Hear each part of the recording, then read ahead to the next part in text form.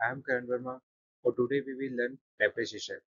Depreciation क्या होता है, डेप्रिसिएशन क्या क्यों होता है, ये सारी चीजें हम इस चैप्टर के अंदर पढ़ेंगे, इस वीडियो के अंदर देखेंगे। मैंने आज से नया चैप्टर स्टार्ट किया, depreciation.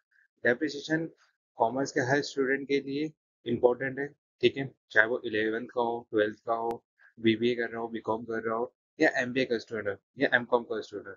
Depreciation is a most important topic for accounting. तो डेप्रिसिएशन को समझना बहुत इंपॉर्टेंट है। आप अगर 11th क्लास में हैं तो आपको 11th क्लास में भी डेप्रिसिएशन आएगा, एमबीए कर रहे हैं तो एमबीए में भी आपको डेप्रिसिएशन आएगा ही आएगा। तो it is a most important topic. मैं आपको बहुत अच्छे, बहुत इजी वे में समझाऊंगा कि डेप्रिसिएशन क्या होता है। तो नेक्स्ट वीडियो में डेप्रिसिएशन के क्वेश्चन भी करेंगे। आज हम डेप्रिसिएशन क्यों होता है, मीनिंग और डेप्रिसिएशन को अंडरस्टैंड करेंगे, ठीक है। तो देख लेते हैं what is depreciation. Depreciation is the reducing the value of an assets over the time, ठीक है। डेप्रिसिएशन क्या है? डेप्रिसिएशन किसी फिक्स एसेट्स या एसेट्स पे लगता है जो उसकी वैल्यू रिड्यूस करता है, ठीक है।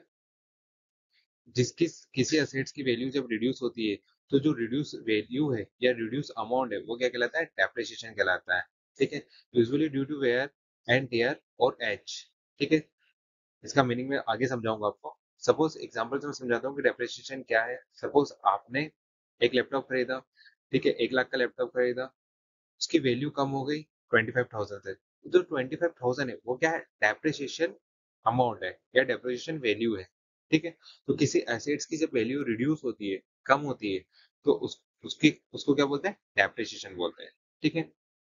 तो किसी एसेट्स की वैल्यू कम होना, रिड्यूस होना, जो अमाउंट जो वैल्यू होती है उसको क्या बोलते हैं? डेप्रिसिएशन बोलते हैं, ठीक है। तो डेप्रिसिएशन क्यों होता है ये भी पढ़ते हैं, ठीक है। वाई वैल्यू इज रिड्यूसिंग, ठीक है, या वाई वैल्यू इज रिडक्शन, ठीक है।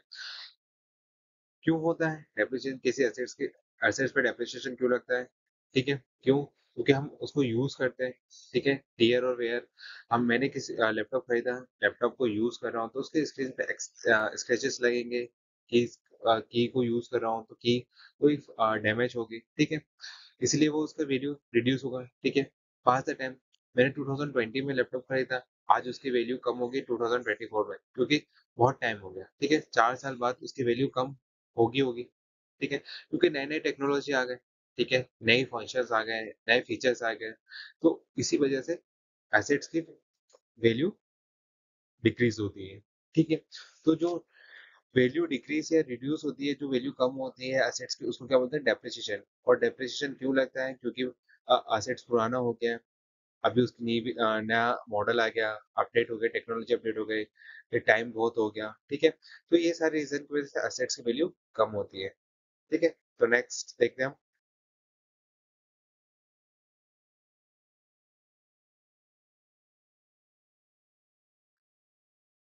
Type of assets. तो बेसिकली 3 टाइप के एसेट्स होते हैं, ठीक है। मोस्ट इंपॉर्टेंट हम पढ़ेंगे इसके अंदर टेंजिबल एसेट्स, क्योंकि टेंजिबल एसेट्स के ऊपर ही हम डेप्रिसिएशन, तो हमारा पूरा फोकस रहेगा टेंजिबल एसेट्स के अंदर। बेसिकली मैं आपको बता देता हूँ, 3 टाइप के एसेट्स होते हैं, टेंजिबल एसेट्स, इंटेंजिबल एसेट्स और वेस्टिंग एसेट्स, ठीक है। टेंजिबल एसेट्स जिसे हम, जो फिजिकल आइटम है उसे हम क्या बोलते हैं? Tangible asset. जिसे हम देख सकते हैं, टच कर सकते हैं, फील कर सकते हैं, वो क्या कहलाता है? Tangible assets. तो इन्हीं के ऊपर डेप्रिसिएशन लगता है। जैसे बिल्डिंग हो गई, ठीक है, मशीनरी, इक्विपमेंट, व्हीकल्स, फर्नीचर, इनके ऊपर क्या डेप्रिसिएशन लगता है। इनटेंजिबल एसेट्स, इनटेंजिबल एसेट्स वो एसेट्स होते हैं जिन्हें हम टच नहीं कर सकते, लाइक ए गुडविल, पेटेंट। ये क्या होते हैं? इनटेंजिबल एसेट्स होते हैं, ठीक है, इनके ऊपर डेप्रिसिएशन नहीं लगता, ठीक है।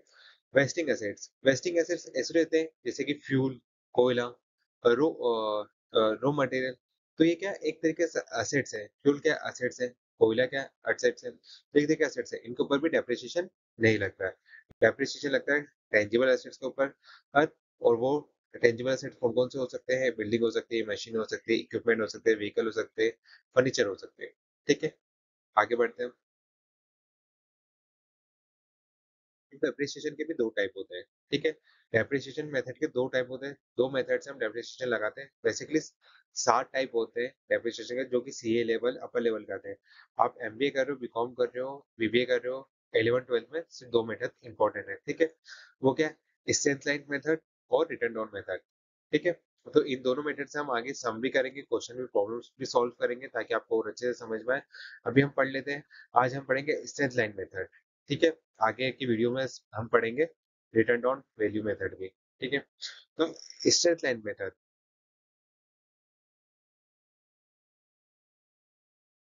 ठीक है, straight line method, fix percentage on the original cost, fixed installment on installment method.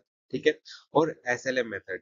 ठीक है, फिक्स एसएलएम मेथड को क्या क्या बोलते हैं, स्ट्रेंथ लाइन मेथड भी बोलते हैं। ठीक है, fix percentage on original cost बोलते हैं, और फिक्स इंस्टॉलमेंट कॉस्ट मेथड भी बोला जाता है। ठीक है, तो क्या होता है SLM? Under the SLM, percentage of the original cost of the assets return of the every year as the depreciation, as a result of the amount of depreciation is same every year। ठीक है, तो fix क्या, fix मतलब एक fixed amount से depreciation लगेगा किसके ऊपर, एसेट्स के ऊपर, या फिर फिक्स परसेंटेज से डेप्रिसिएशन लगेगा। और किसके ऊपर लगाएंगे, कॉस्ट के ऊपर। ठीक है, देखो कॉस्ट, ओरिजिनल कॉस्ट जो एसेट्स की ओरिजिनल कॉस्ट रहेगी उसके ऊपर हम फिक्स में परसेंटेज से या फिक्स अमाउंट से डेप्रिसिएशन लगाएंगे। ठीक है, सपोज आपने 1 लाख का लैपटॉप खरीदा है। ठीक है, 1 लाख के ऊपर 25% से डेप्रिसिएशन लग रहा है, तो 25% निकालेंगे 1 लाख का, तो कितना 25। तो 25 है वो, जब तक कि उसकी वैल्यू कम नहीं होती, मतलब वो जीरो पे नहीं आता, स्क्रैप वैल्यू नहीं आती, तब तक के 25,000 असेट्स के वैल्यू में से कम होती रहेगी। वो क्या है, 25,000 is a depreciation value. Okay, next देखते हैं कुछ इंपॉर्टेंट है एसएलएम, कुछ पॉइंट्स इंपॉर्टेंट है जो मैं आपको बता देता हूँ। एसएलएम मेथड के अंदर the amount of depreciation is same for every year. ठीक है, सेम ही चीज है कि हर साल अमाउंट और परसेंटेज सेम ही रहेगा। वो किसके ऊपर लगाएंगे, कॉस्ट के ऊपर लगाएंगे। ठीक है, the rate of depreciation compute on the original cost, किसके ऊपर कंप्यूट करते हैं, ओरिजिनल कॉस्ट के ऊपर कंप्यूट करते हैं। कैलकुलेट किसके ऊपर करेंगे, ओरिजिनल कॉस्ट, जो असेट्स की ओरिजिनल कॉस्ट रहेगी। ठीक है, the assets is purchased or sold during the year, अगर assets purchase करते हैं या sell करते हैं during the year, the depreciation charge for the part of the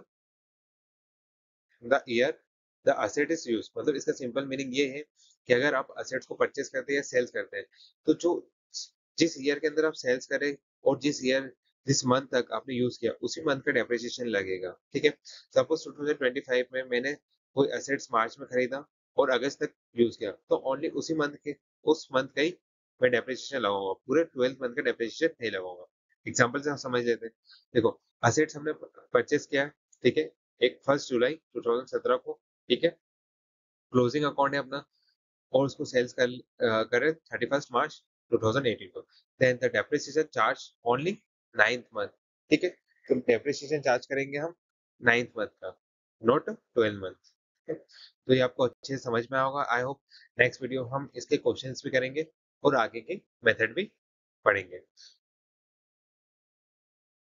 thank you so much for watching this video. Like and subscribe please my channel. Thank you.